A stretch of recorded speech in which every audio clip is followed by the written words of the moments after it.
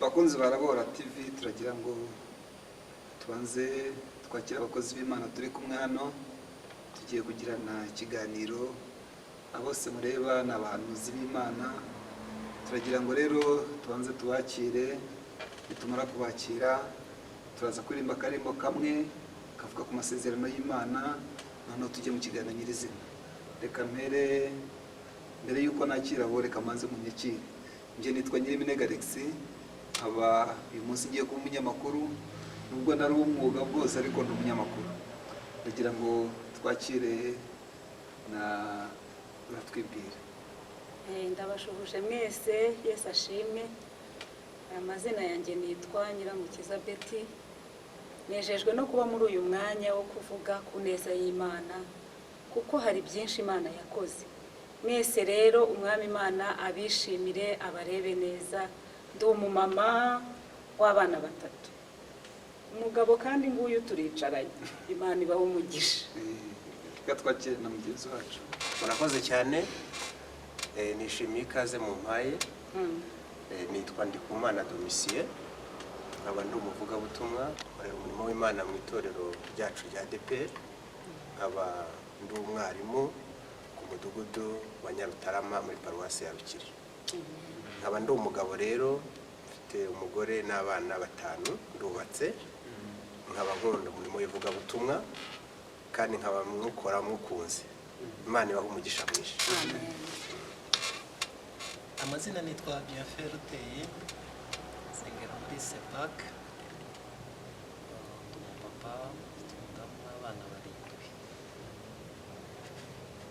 Murakoze mwese ndabasuje abadukurikira. Murakoze cyane. Reka mbere yuko dutangira ikiganiro nyirizina reka tuziririmba akarimbo k'amasezerano kuko tugiye kuganira ku masezerano y'Imana.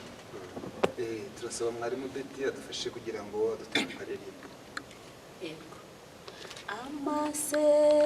Amasezerano yose uko Imana yatanga yakomejwe n'amaraso y'Umwami wacu Yesu. Isi ntibizavaho ijuru rikavaho uwizera azabona ayo masezerano. Uwizera azabona ayo masezerano. Dukora nk'Aburahamu ura maso yawe ari inyenyeri wizere amasezerano ye.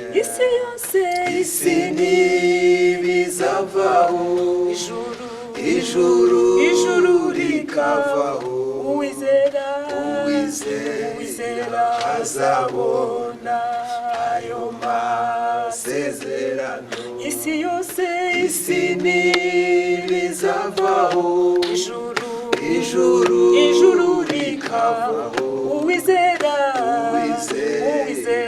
azabona ayo masezerano.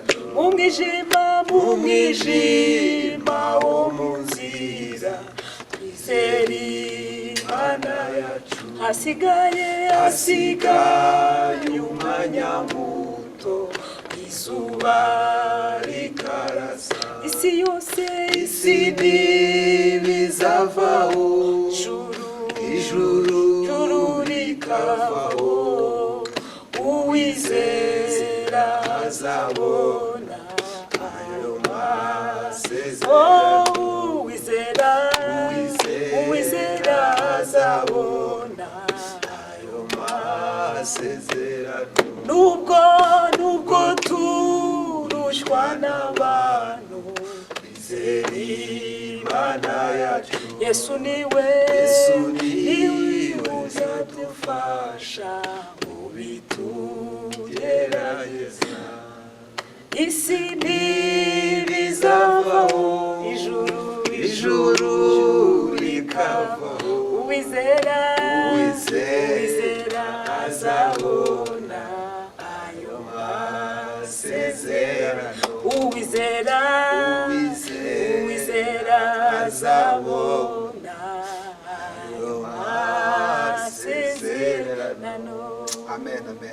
murakoze cyane.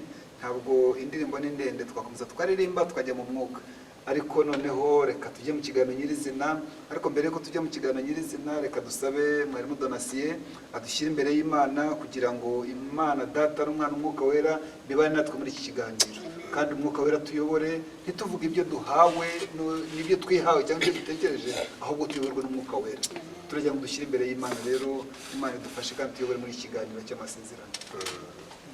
Turagushimiye Mana yacu, turakwemera nk'umubyeyi kandi ufite ubushobozi kandi ukunda abo yaremye bose. Tugushimiye umwanya mwiza uduhaye wo kuganira iki kiganiro cy'abana b'Imana.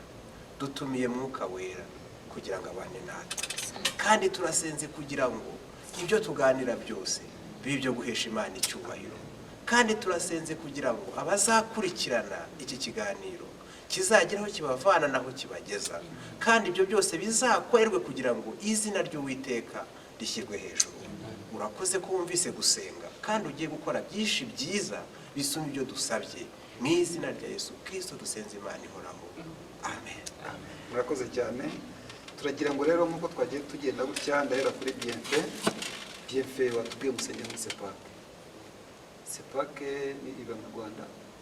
Ya, ubu ngubu yari afunguye irahari mu Rwanda. Tugiye kuganira rero ku kiganiro kijyanye n'amasezerano, kandi amasezerano ni ukuvuga ngo amasezerano ni magari. Ese amasezerano ni iki? Ariko turavuga y'Imana, amasezerano y'Imana, apana amasezerano yo kugura inzu, apana amasezerano. Twibwira ku masezerano y'Imana cyangwa ubirezima, ariko tubwire ku masezerano. Amasezerano ni iki? Ya, icyo numva buri wese yagenda atanga ubusobanuro uko abyumva. Isezerano ni ijambo Imana ibwira umuntu ikoresheje umuhanuzi cyangwa se wowe wenyine ikabikwibwirira, ikindi gukorera cyangwa se izagukorera. Amasezerano buriya aba mu bice bibiri. Hari icyo Imana ikubwira igahita ibikora, hakaba n'ikindi ikubwira imyaka myinshi igacamo. Imana yarakubwiye ngo nzagukorera iki, cyangwa se ikakubwira ngo ndagukorera iki. Isezerano rero ni ijambo Imana ibwira umuntu mbere yo kumukorera ikintu runaka. Murakoze cyane. Donatien, nawe niko byumva? Nanjye niko mbyumva, ariko hari n'ukundi nanjye mbyumva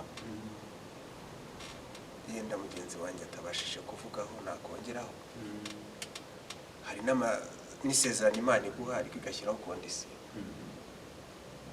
Nubana nanjye nzakugezaho. Hari naho udashobora kugera kuko utegeze ubana nayo, hariho kondisiyo. Yego. Nako nongeraga. Yego. N'abazamura amajwi. Mwarimu Bete rero nawe turagira ngo tubwire, uri umuhanuzikazi wize teoloji, turagira ngo Beti twibwire. ataravuga arakoze cyane mwene data ku completa. Yego. Hari isezerano Imana iguheza kwake saswa uko byagenda kose zikazasohora. Hakabaho n'isezerano rya kondisiyo kugira ngo Imana ibigukorere. Hari ibyo gusaba nawe gukora, igihe utabikoze nawe rya sezerano ntiribikora. Rwose afite kondisiyo nk'uko bivuze. Murakoze. Nk'uko bagenzi banjye babivuze, hari isezerano kuko rifite kondisiyo, ariko isezerano rifite kondisiyo ubu se twavuga ko ari nkiriye. Ubundi muri rusange twese amasezerano turayafite. N'amasezerano y'urupfu burya ni nayabaho kuko twese niyo nzira duca. Ubwo isezerano ry'urupfu naryo ni isezerano kuko hari abagiye mu ijuru badapfuye, Eliya na Henoki, ariko abandi babyawe n'umugore tuzacamo. Uretse ko wenda hari n'abo Yesu azagaruka bagahindurwa badapfuye, ariko abenshi hari n'igihe bapfa.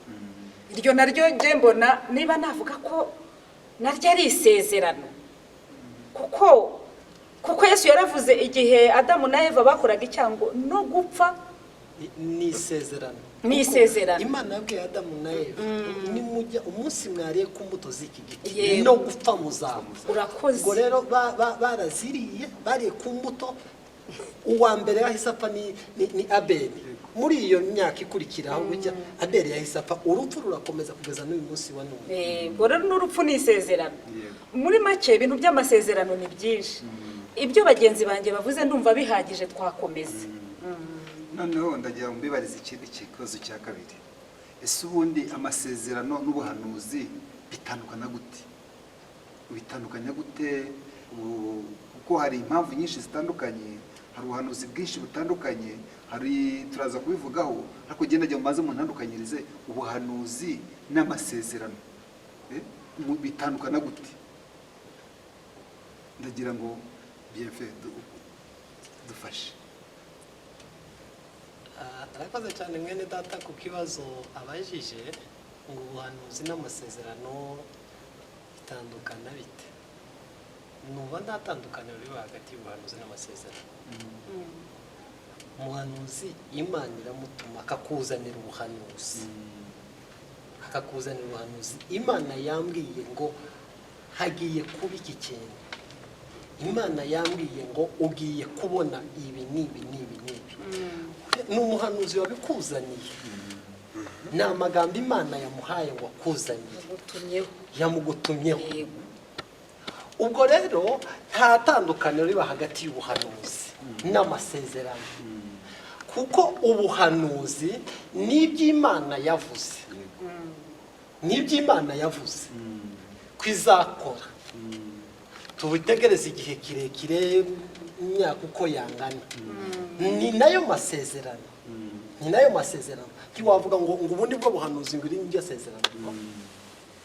Noneho tukiri aho ngaho, ndagira ngo nibarize mwarimu Donatien, ese hari abantu benshi bajya babiva ngo Imana yarambwiye ngo none ngo ntibyasohoye, agahita bivamo. Ubwo ayo masezerano cyangwa ubwo buhanuzi yahawe biba ari byo cyangwa abivamo bimeze bite? Ndagira ngo usobanure neza, kuko Bienfait bivuzeho ariko ntiyarasa neza kuko nashakaga kumva. Avuze ko byose ari kimwe, ubuhanuzi n'amasezerano. Bivuga ngo hari igihe ubona umuntu akaza akaguhanurira, either yabwiwe n'Imana cyangwa yabyibwiye, byose birashoboka, akaza akaguhanurira. Noneho kugira ngo ubike amasezerano nyakuri, umuntu yabifata gute aho ngaho? Ndagira ngo musobanurire. Urakoze cyane. Yewe ukuntu mbyumva kandi nuko nagiye mbibona, ntabwo maze imyaka myinshi cyane mbayeho, ariko imyaka maze nkorera Imana nanayisenga, hari ibyo nabashije kubona, nanasoma Bibiliya kandi nkagenda ndushaho kunguka. Icyo nabasha kurasa ku ntego nkubwira cyo ni uko Imana yo iravuga kandi ikivuze iragisohoza. Ariko hakabaho abantu nanone bakabeshyera Imana, nabo bakazana ibintu bya pirate, nibwo nabyita, bakabipirata mu buryo bwose bitewe n'inyungu zabo bwite cyangwa se n'amaramuko bashaka, bitewe n'uko yenda yigeze yanakorana n'Imana akaba yaramenyereye ibyo bintu n'ubundi akabizana abyigana nk'uko Imana yamutumye. Ashobora no kubibeshya atabigizemo uruhare. Ubundi buryo nanone dusomye muri za Bibiliya usanga abo batekinisiye cyangwa se abo bantu batanga ibya pirate bataje na kera bahoze, kuko muribuka ko hari igihe Nehemiya yageze kuvuga ati muzajyanwa bunyago kandi mwebwe muzamara mubure imyaka igera kuri 70. Muri ubwo aho mwajyanwa muzamara imyaka 70. Haza undi bitaga Hananiya, nawe ati hari icyo mbonye kandi hari ibyo numvise, ati nubwo koko umuhanuzi mugenzi wanjye ababwiye ariko ntiyabibonye neza, hari uko ngewe mbibonye, ati nge mbonye ari imyaka 3. Ati bityo rero hano muzanywe ntimuzirwe muhinga ibintu bizamara imyaka myinshi, muzihingire twa dodo, mwihingire twa karoti tudatinda mu butaka, ariko ibitinda mu butaka by'imyaka myinshi oya ni muhinga. Icyo gihe abantu benshi kuko bumvaga ahanuye ubuhanuzi bujyanye n'amarari yabo, bumva ko ari we muhanuzi ukaze kandi ubabwira iby'ukuri. ariko nshatse kubabwira ko ibyo by'uwo nguwo wa Hananiya ntibyasohoye, hasohoye ibyo wavuze imyaka 20. ubwo rero na bugingo n'ubu haracyariho Imana iracyavuga kandi igaherekeza ibyayo, ariko n'abapirata ntibazabura kubaho, barahari benshi, barahari. Murakoze. none se mwari harimo Beti, kamwibarize mwarimo Beti. Abantu benshi babitse ubuhanuzi bakabubika nk'amasezerano azasohora, kandi mu by'ukuri twumvise ko hari abapirata bavuga ngo yavuze kandi itavuze. Twabitandukanya gute cyangwa twabimenya gute ko uyu muhanuzi yatumwe n'Imana cyangwa ari ibyo yishatsemo kubw'inyungu ze? murakoze. Icyo kibazo ni cyiza ariko kugira ngo dutandukanye ubwo ni amasezerano y'ibicupuri n'amasezerano y'ukuri. Ubundi ubuhanuzi bwose bwemerwa iyo busohoye, uko niko mbuzi.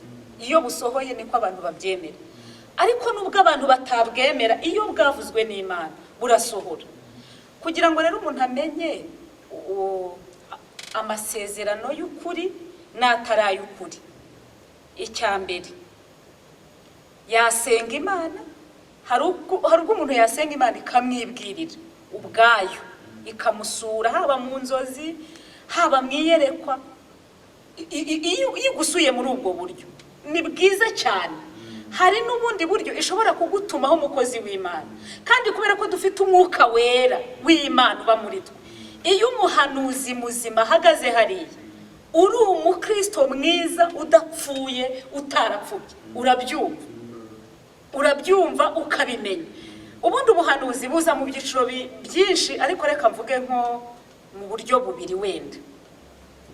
Ubuhanuzi bushobora kugutuma ukakubwira ngo ndi Uwiteka Imana yawe. Reka twifashishe rino jambo riri mu Itangiriro 28:15, kuko ryo riravuga ngo dore ndi kumwe nawe, nzakurindira aho uzajya hose, kandi nzakugarura muri iki gihugu, kuko ntazagusiga ntarakora ibyo nkubwiye.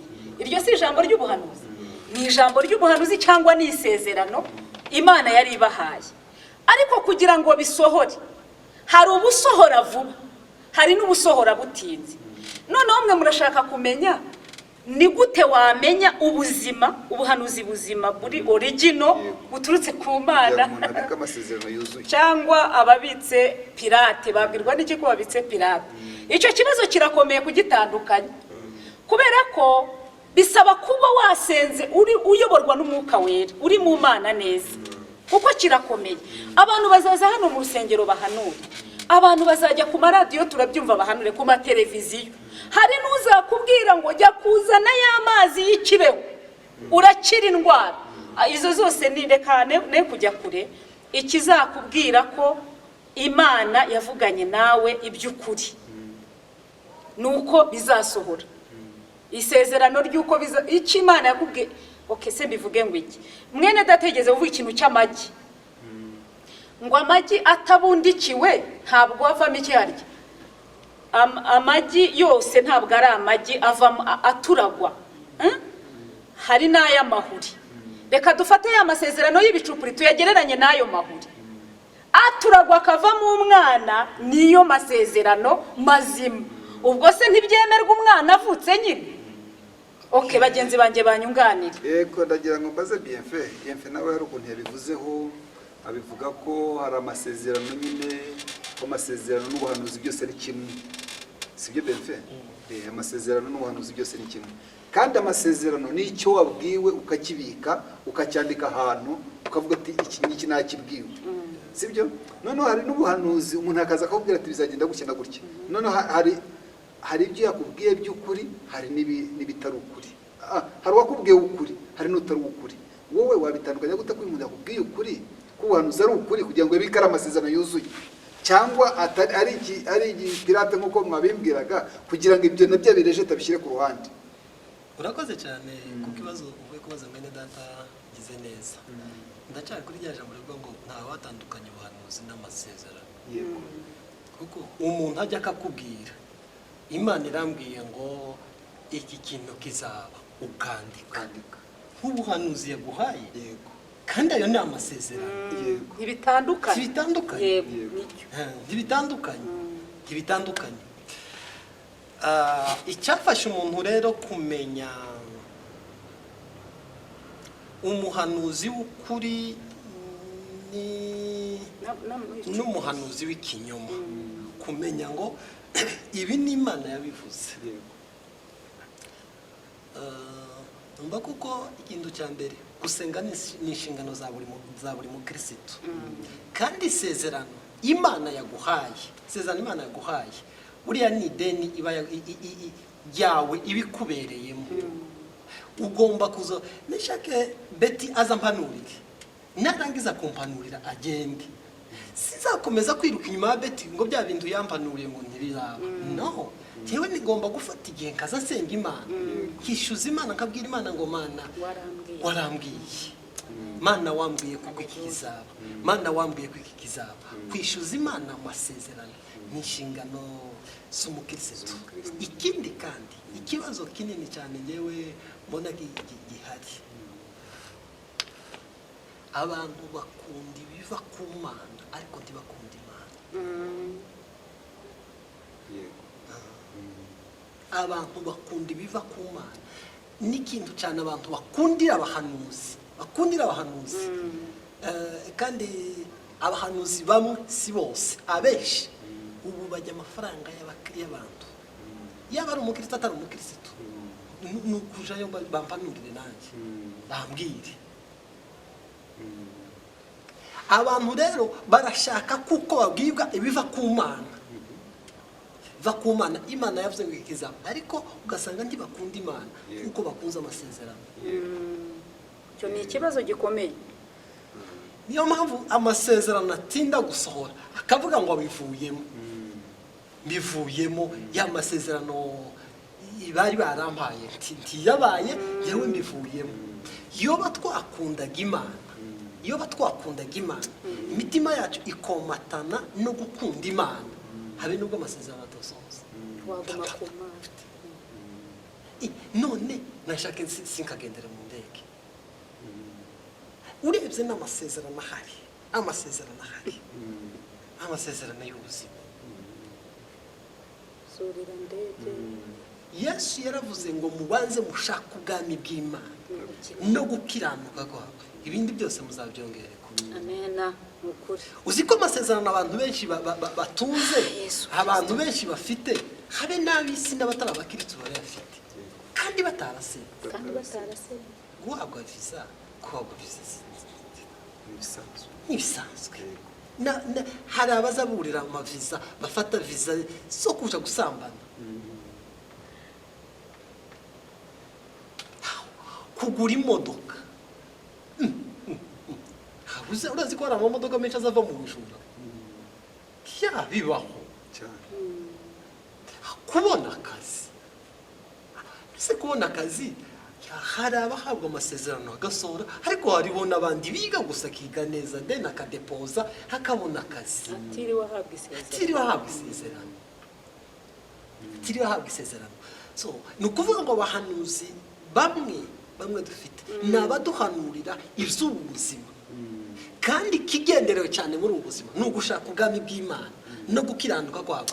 Ibindi byose byo tukabyongererwa, icyo guhabwa amaviza, kwiga tukarangiza, kubona utuzi twiza n'ibindi biriya byose ni inyongera, ariko ikintu cya mbere ni ugushaka ubwami bw'Imana no gukiranuka kwabo.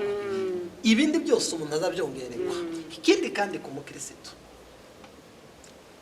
Imana ni guheza isezerano, so isengero urebe nimba ari ukuri. Mu bahanuzi naho hashobora kubaho imyuka myinshi itandukanye. Bigeze kumpanurira njyewe ku kintu kimwe cyari cy'ishuri nashakaga kwiga. Nari muri Kongo, nshaka kwiga ngo ndonke diplome. Umuhanuzi umwe araza arambwira ngo uzigira i Burundi, uzajya kwiga i Burundi, niho uzigira diplome yawe uzayifatira i Burundi. Uwa kabiri arambwira ngo uzigira i Bukavu, mbonye uri mu gipango gifite nimero 26. Uwa gatatu araza arambwira ngo mbonye uri ko wiga kaminuza mu Rwanda abo bose ko ari batatu icyifuzo kimwe nari mfite gusa cyari icy'ishuri yewe ubwanjye mfata umwanya njya gusenga Imana icyifuzo nabwiye Imana ngeze mu masengesho nabwiye Imana ngo babahanuzi ko ari batatu wantumyeho bose nabapinze nta n'umwe nemeye yewe ndiye nyine nibwirire unangiza amasengesho ngo hajye ku munsi umwe ndibuka ko hari kuwa kabiri Imana ijya kungenderera njyamye mu nzozi imbwira ibintu yambwiye amagambo menshi ariko irambwira ngo uzaja mu Rwanda cyo ni kimwe yego irambwira ngo uzaca ku idwane neza kuko ku idwane icyo gihe idwane za Kongo abantu barahashigaga bakabafunga bakabagirira nabi ijambo rya gatatu irambwira ngo tuzajyanwa mu Rwanda n'uburegereke ni ukuvuga ngo ugiye kwiga uko ugiye kwiga uzava ufite diplome uburegereke ni iki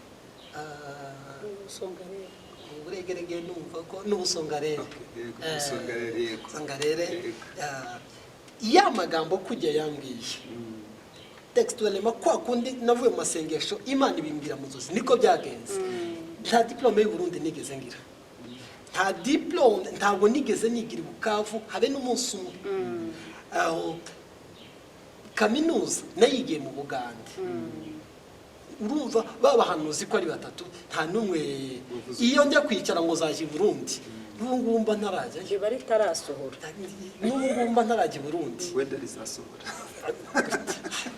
narize kaminuza nararangije ndacyongeye kandi gufata indi diplome yiki numva rero gusenga n'inshingano za buri wese aha ngaha abantu benshi ko baradukurikirana umuhanuzi runaka yaraguhanuriye kuko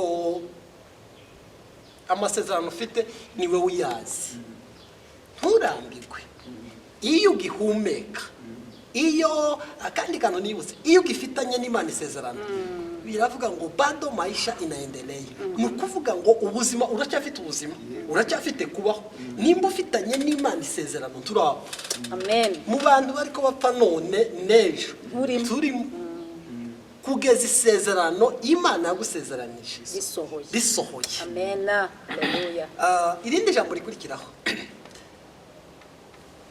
tukaza turambirwa mu masezerano ngo Imana yatinze kubisohoza tukaza turambirwa mu masezerano ihangane yabivuze igihe yabivuze ifite igihe izabisohoreza icyo ugomba kubera amaso gusa bera amaso amasezerano kuko hari n'amasezerano azapfa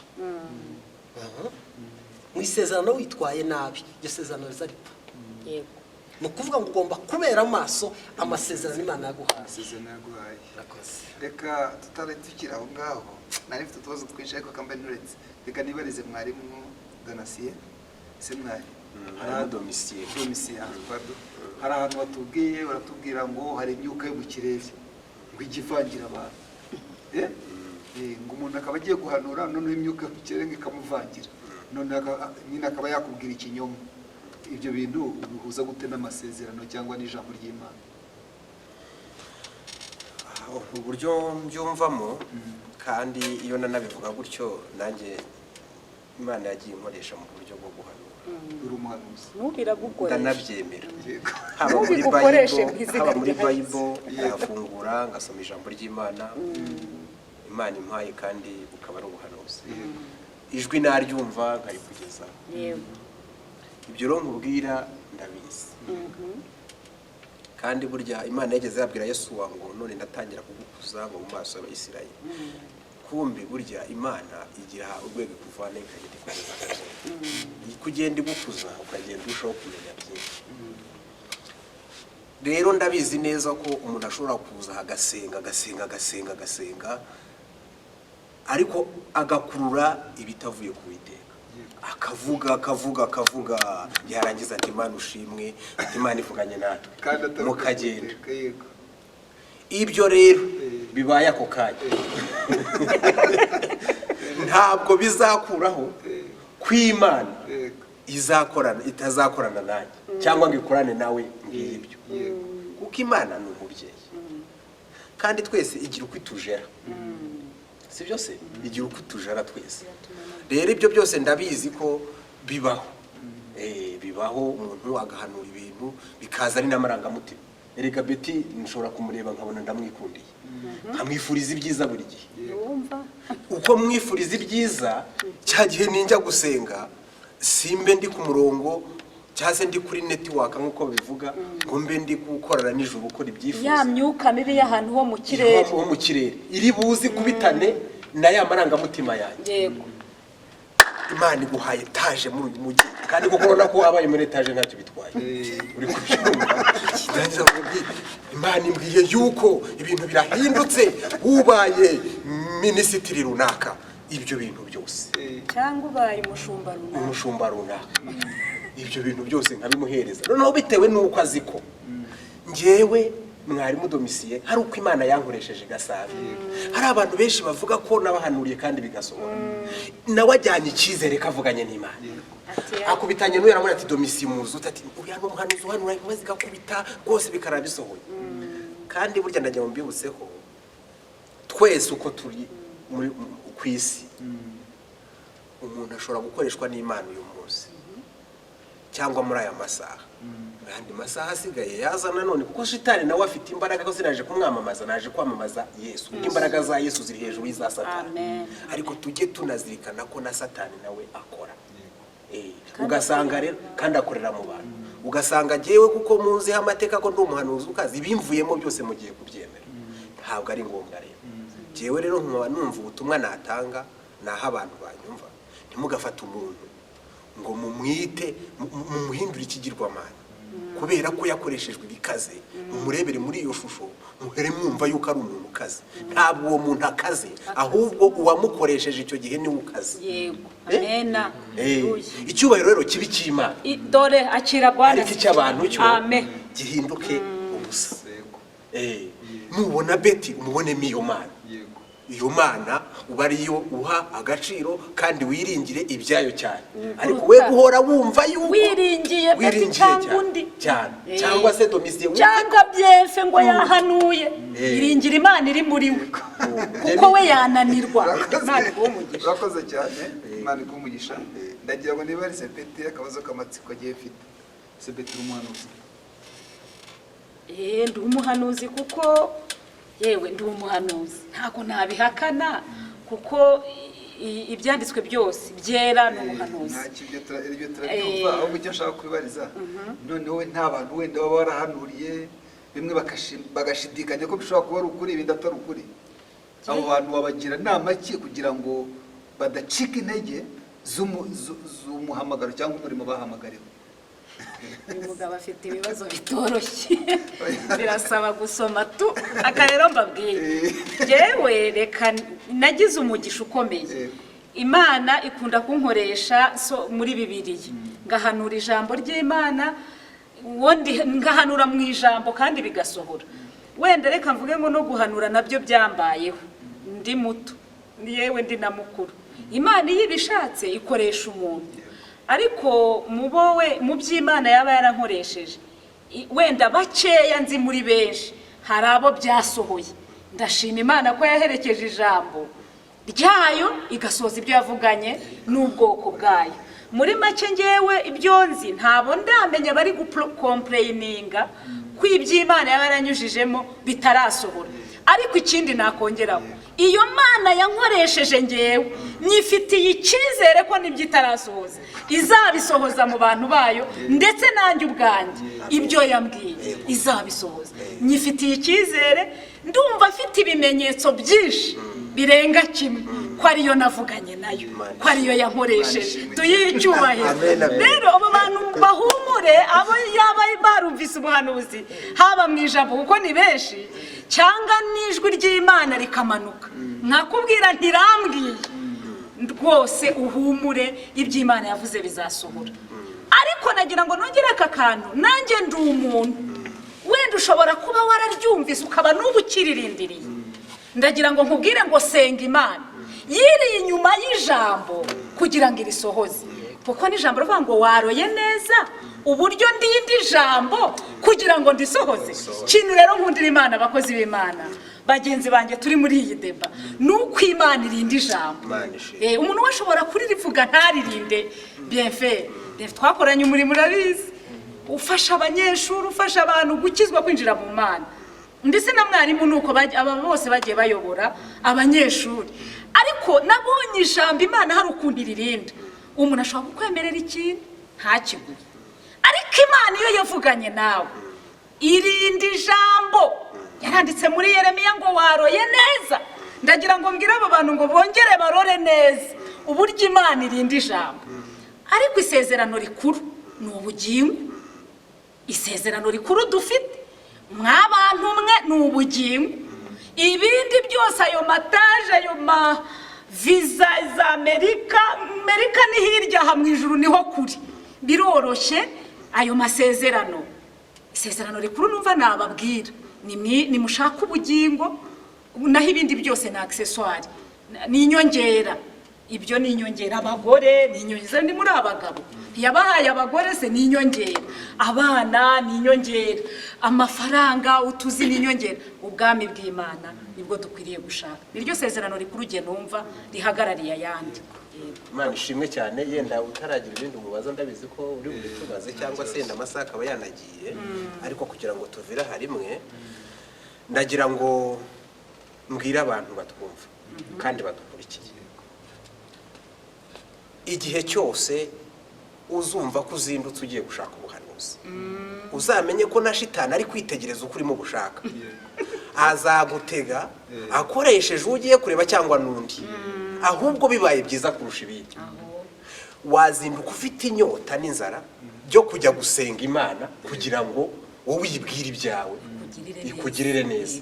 Yarangiye Imana ifite ubushobozi bwo kuza ikansanga jewe ikamvana muri Yeriko aho niga, yenda nari ifite assignment nkayireka kubera ko ariyo, nkaza mu rugo rwawe nkakubwira iki Imana intumwa. Amen. Imana ifite ubushobozi, sibyo? Ifite ubushobozi bwo kuza igasanga uyu mugabo ahari muri Kongo, ikabwira ngo haguruka kuko ari cyo wakurema, kuko yitegetse twese ibyo arimo byose birayumva. Ifite ubushobozi bwo kuhamuvana akagusanga aho ngaho n'icyo kibazo cyawe niba ari Imana ibona ko ari ngombwa. Rero mwimara amafaranga yanyu, mwibunze ibitekerezo, mutagwa mu buyobe bwo kwirukanka mushaka ubuhanuzi bidahinduka nko gupfumuza. Satani akabona icyuho yinjiriramo akabapfunyikira, mukumva ko muvuganye n'Imana kandi atariyo. Ikindi n'amafaranga yanyu yabashiraho kuko abatekinisiye barahari, kandi ntabwo muzabasha kubatandukanya n'abavuga iby'ukuri. Icyiza rero ni ukwibashakira ubwami bw'Imana no gukirana, ibindi bikaza. Ikindi kandi ntitukubake ku masezerano cyane kuruta uko twubaka umubano n'Imana. Iyo ubanye n'Imana neza, Imana ivugana nawe. Ese mwibwira ko Imana ivugana n'abantu ikoresheje inyuze muri twebwe gusa? Reka da, hari uburyo bwinshi Imana ivugana n'abantu bayo. Inzozi zirakora. Reka nkubwira akantu gatoya. Ngewe ubwanjye negeze kuba nawe mu gihe cy'ububyutse, Imana igakorana nanjye koko ngahanurira abantu, ariko nanjye ngera igihe nkeneye kumva ko Imana yavugana nanjye. Turikora nk'abahanuzi twabonaga ko dukenewe kandi duhanura icyo gihe, tujya kuduteranira ku gasozi kamwe, turasenga ngo twumve uko Imana ivugana nawe. Imana ntimenyerwa. Waba uhanura inkuba zigakubita ntimenyerwa, uko byagenda kose ntimenyerwa. Twebwe twumva ko twishyize hamwe, none tugiye kubona nayo imbona nkubone, kuko tuzi ko twese turabahanuzi. Ndakubona ngo twaraye ku musozi dusenga buri ndabucya tutarumva nijwe, ariko tugeze mu ngo buri muntu agenda avuga ati jye nabonye inzozi. Jye nageze mu rugo ndyama iminsi igera kuri 4, ngiye kubona mbona nijoro ryamye, mbona umukuru w'igihugu perezida wacu, mbona mpagaze imbere, nguraho domicier nuraho. Ati none se, ati na madame araho? Ntaraho. Imana ishimwe ko Imana izi n'umugore wanjye. Burya rero Imana ikora mu buryo ishatse. Perezida arambwira ngo noneho rero ngo ndagiye, ngo ariko ngo kuwa 4 tuzahurira ku Kinamba. Mba mvuye mu nzozi, ndirotorera umugore wanjye. Turangije aravuga ati buriya rero ntabwo ari perezida uriya wabonye, ahubwo iriya ni Imana yaje mu ishusho y'umukuru w'igihugu. Kuwa 4 nibwo nagiye ku Kinamba, mpahurira n'umugabo icyo gihe nayo ifite ikibazo cyo kwishyura inzu, ampa amafaranga 120. Ikibazo kiba kirakemutse. Ubwo se si Imana yavuganye nanjye? Hari umuntu uza yantumyeho? mbivuze kubera iki? Imana ifite uburyo bwinshi ivugana n'abantu bayo. Urumva Imana yanyuze mu mukuru w'igihugu ambwira ayo magambo kandi ndajya mbabwira ngo Imana ntibeshye. Nahise mbona ko ari Imana twavuganye, kuko uwo munsi yambwiyeho naho ku Kinamba ni naho twahuriye. Ubwo se wasenza Imana, wamara gusenga Imana ukayirindira ikazaza mu buryo ishatse. Jewe yavuganye nanjye nyuze muri perezida gutyo kandi sindanamubona sindanamusuhuza, ariko ikibazo cyanjye cyakemuwe nawe gutyo. Wowe ni ukubera iki itanyura mu bundi buryo? Mwishaka cyane, mwishaka n'uyu cyane, ahubwo nimushaka Imana cyane, izaba duteza tubazanira ubutumwa iduhaye. Amen. Arakoze cyane, ariko najya nibarize Bienfait. Hari ukuntu Imana igivuga ibintu kandi bigasohora, ariko wowe nta waba warakubwiye bitari byo. Watubwiye mu kwiga kwawe, watubwiye mu kwiga kwawe ukuntu bakubwiraga uko bizagenda ntibyagenda uko biri. None ndagira ngo ubibwire byibuze ushaka kuduha nk'akantu gatoya k'iby'Imana wowe mwavuganye, nkuko Donatien bitubwiye, wowe nk'ibyo mwavuganye hanyuma ukabibona bisohora, kuko ibyo uko ibya mbere twabyumvise. Urakoze cyane nene data ku kibazo cyiza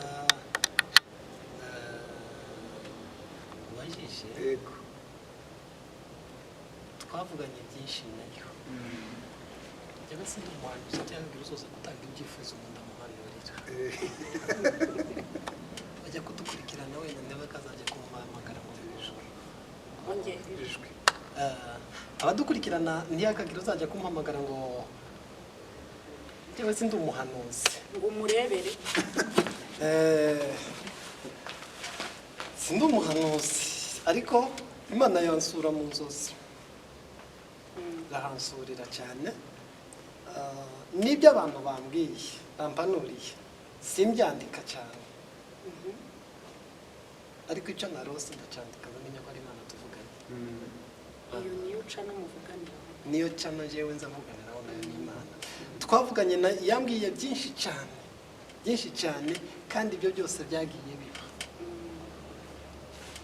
Nibitaraba ndacyariho na bado maisha inaendelea. Ni ukuvuga ngo nibitaraba biracyariho, bizaba. Mu byo Imana yambwiye mu by'amashuri, kandi koko uko yambwiye niko byagenze. Narize ndarangiza. Ijambo rigira kabiri yambwiye mu by'akazi.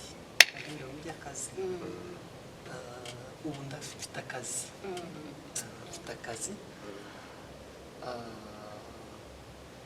Ni byinshi ntugenda aje muri detaye, ni ubuhamya burebure cyane iby'Imana yagiye imbwira, ikambwira ngo kizaba byose byagiye imbwira hafi byinshi n'ibyo bimaze kuba. Tukiraho rero mwagiye mutugira inama cyangwa mugira abanyarwanda n'abandi batwumva bose mubagira inama ngo bafate igihe cyo gusenga ngo Imana izajya ibisangira. Buri muntu wese usenze Imana niko imusanga. Buriya akamaro ko gusenga si uko Imana ivuga gusa,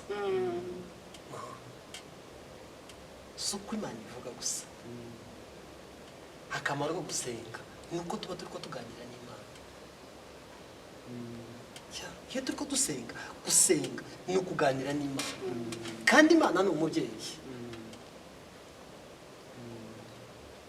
Rimwe na rimwe nimuze mubona ababyeyi bacu baza bagura isukari bakadutekera icyayi, abana batoya. Yakimutekeye yarangiza akagifata agatangira kugihoza kugira ngo kitajya gutwika umwana. Siko biza bigenda. Rimwe na rimwe hari amasezerano Imana yaguhaye, igihe yaguhereyeho ntiwari ufite maturite yo kuba woyasipota, woyahabwa. Imana rero hari amasezerano nza nibuka we ngarutse ku ishuri, igihe yambereye isezerano rya diplome, kandi ubwo si igitangaza yewe yararimbaye kandi ryarasohoye. Hari abandi bize gusa ariga afata diplome kuri we si isezerano, ariko kuri njyewe ni isezerano. Yego.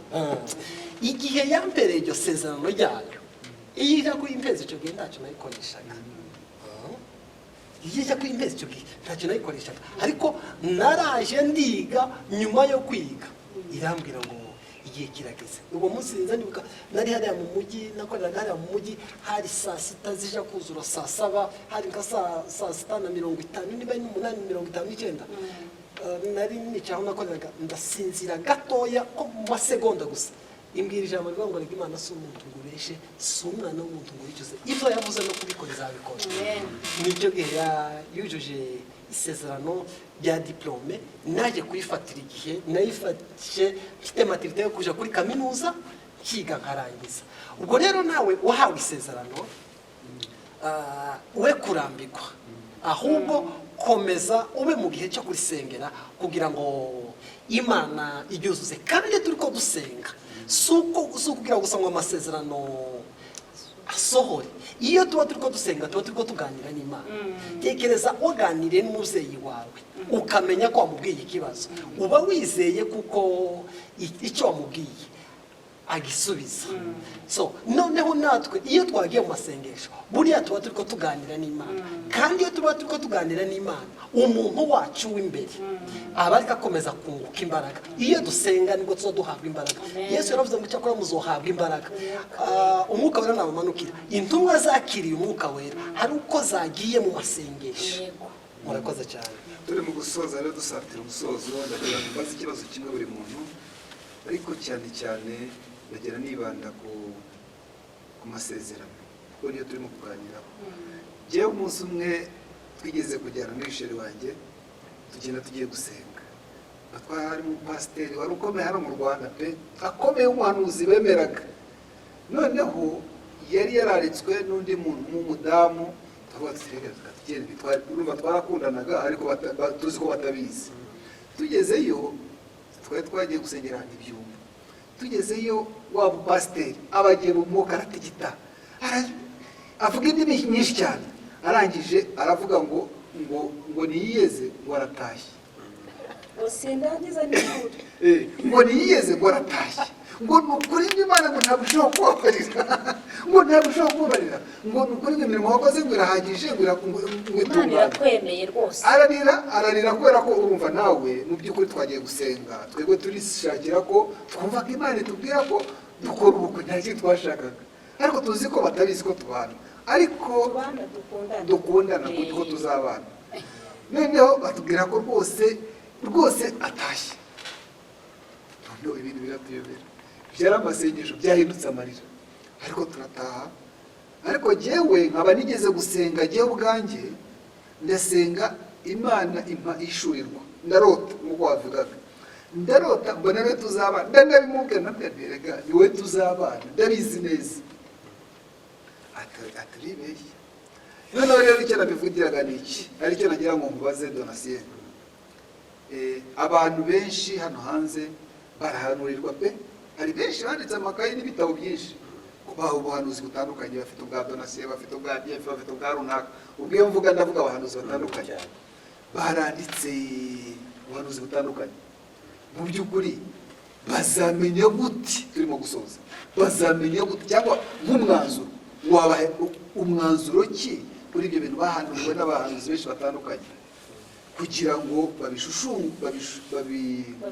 babishungure barebemo ubuhanuzi buzima twari bwo tugenderaho nk'abantu bizeye Umwami Yesu.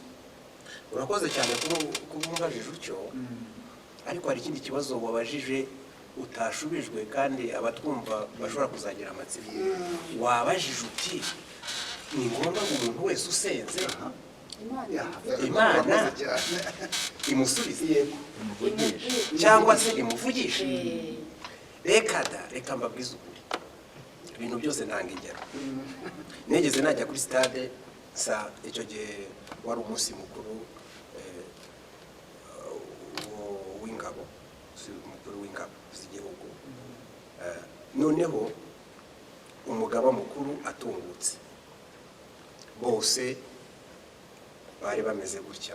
Ntabwo nigeze mu musirikare ariko nayibonaga, ababibona yenda barabona ko byari bimeze. Bose bamera batya. Urabona aba bantu bose bameze batya, abantu bose bameze batyo, sibyo? Bifite icyo bisobanuye. Umugaba w'ingabo aratungutse, arimo aratambagira, bari mu mwiyereko, bose bameze batyo. Araseriye utinze gutya. Ntabwo ari itegeko ngo uriya mugaba w'ingabo amenye ko bariya bose bameze batyo, kuko amaso ye ntiyababonera icyarimwe. Ariko hagize uwibeshya ntabikore, biba bigaragara yuko yitandukanije n'abandi, afite ikibazo. Natwe rero nk'abakristo twamenye Imana, yego, dutegekwa gusenga. Imana yadusubiza vuba cyangwa kera, yaba yabyumvise cyangwa itabyumvise, dutegekwa gusenga uko bwije n'uko bukeye. Nudasenga kandi wagombaga gusenga, uzabona ingaruka z'uko utasenga. Senga, Imana ikuvugishe mu byinshi, kuko twese nababwiye yuko Imana idutunze nk'abana.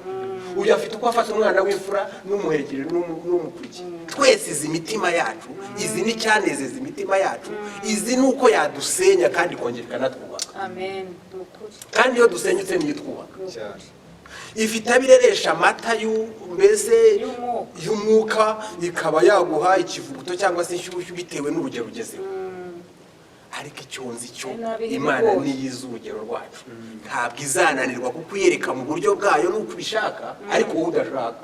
Birashoboka ko nanjye nyafite, ariko si uburyo turi gutambutsa iby'Imana yaduhaye n'ibyo twabonye koko biranoze. Yaza kuba afite ubwenge bw'Imana, tuba twarajyanye umugabo ku ruhande, tugasengana nawe agakira, tukahava urugo tutarusenye, ahubwo ubugingo bwe bwubakitse. Ariko twahavuye abana dusa n'abasenya urugo. Ubwo rero niyo mpamvu babwiye ngo hamwe n'impano Imana yabahaye, ariko hiyongereho icyo bita ubwenge buturutse ku Uwiteka. Simvuze ngo mujye mu mashuri nayo ni meza, ariko musenga Imana ibaha ubwenge bwo gutambutsa ibyo yabatumye. Urakoze cyane. Nkiri aho gato nanjye nsoza, twaririmbye indirimbo ivuga ngo amasezerano yose uko Imana yatanga yakomejwe n'amaraso. Isi niba izavaho n'ijuru rikavaho, uwizera wese azabona ayo masezerano. Nubwo iyi si nonaha yakurwaho, Imana ifite ukuntu yarema kandi gasi k'amasezerano yayo, ariko agasohora. Rero mwene data akoze conclusion nziza cyane. Abahanuzi dukwiriye kugira ubwenge, abavugabutumwa dukwiriye kugira ubwenge, umupasitoro n'umwarimu n'umubishop akwiriye kugira ubwenge. Ubwenge nibwo buyoboye. Buriya uriya muntu wamanuriye urupfu, wenda reka mvuge ngo muri icyo gihe yari avangiwemo, ariko n'ubundi gupfa nzapfa, kandi ntabwo nzi igihe nzapfira, sibyo? Ariko nta n'ikibazo kinarimo. Burya upfuye ufite ubugingo ntacyo bitwaye. Ikibi ni uko wapfa upfiriye mu byaha. Ubu twumva ari mu bitaro, afite amasezerano ko azakira, kandi akabona ameze n'abagiye gupfa. Reka nkubwire, witinya, niba ari Imana yavuganye nawe uzakira. Amasezerano y'Imana haravuze ngo nubwo turushywa n'abantu, twizere Imana yacu. Yesu niwe uzadufasha mu bitugerageza. Nk'iyo famiye yarageragejwe, bene data yarageragejwe, none se koko umuntu ajyanye umuntu w'Imana koko yari muzima, ariko abuze ubwenge. Aravuze ati warasambanye, usambanira muri hoteli. Nibyo koko wenda yarabikoze, ariko noneho gira uburyo ko kubinyuzamo, Imana iguha umugisha mwinshi. Ndumva navuga ngo amasezerano yose uko Imana yatanga azasohora, kuko yakomejwe n'amaraso. Imana ibaha umugisha. Barakoze cyane abadukurikiranye, turabashimiye ku kiganiro twakoranye na bene data. Twari hejuru y'amasezerano. Niba hari icyo Imana yakubwiye uyu munsi, tuza ushyira ivuga, kuko Imana yacu ikorera kuri manda. Ko manda yagiye kurangira, iveho idasohoje amasezerano. Imana yacu iriho iteka ryose. Ibyo yakubwiye, kandi Imana ntawe uzicira inzira. Rimwe na rimwe abantu hari igihe baza bibesha. Igitondo kimwe Sara na Abrahamu, Sara yahise ashaka ukuntu ngo yakira Imana isezerano, kuko Imana yarabwiye Abrahamu kuko azobyara. Iramubwira ati noneho Sara ahita abwira umugabo ati ndashaje, njyewe w'imyaka 90, none gadure ngo uyu mukozi wanje